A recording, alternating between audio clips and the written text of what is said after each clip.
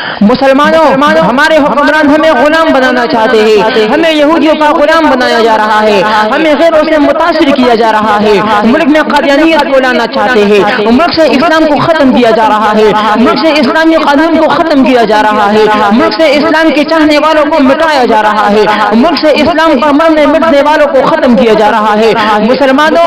ملک سے قرآن اور حدیث کو ختم کیا جا رہا ہے، ملک سے مدارس اور مساجد کو ختم کیا جا رہا ہے، ملک میں بدامن پیدا کیا جا رہا ہے، ملک کی معیشت کا بیڑا غرق کر دیا گیا ہے، ملک میں نوجوان محفوظ نہیں ہے، انہیں انگریز کا غلام بنانا چاہتے ہیں، ملک میں مسلمان ماؤں بہنوں کی دوپٹے اور ان کی عزتیں محفوظ نہیں ہے،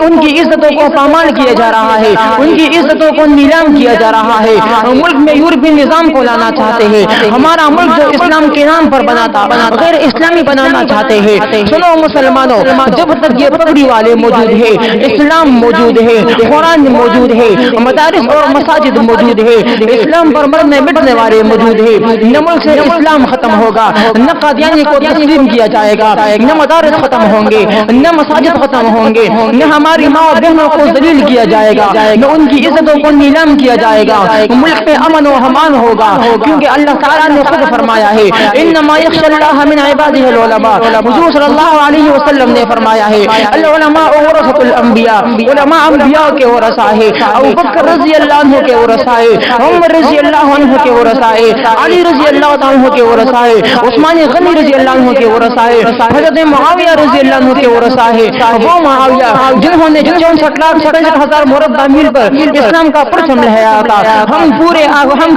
عالم کفر کو چیلنج کرتے ہیں کہ اگر کسی نے بھی اسلام کی طرف یا قرآن کی طرف یا ہمارے مسلمانوں کی عزتوں کی طرف ٹیڑھی آنکھ سے بھی دیکھا تو ہم ان کی آنکھوں کو دبوچ لیں گے۔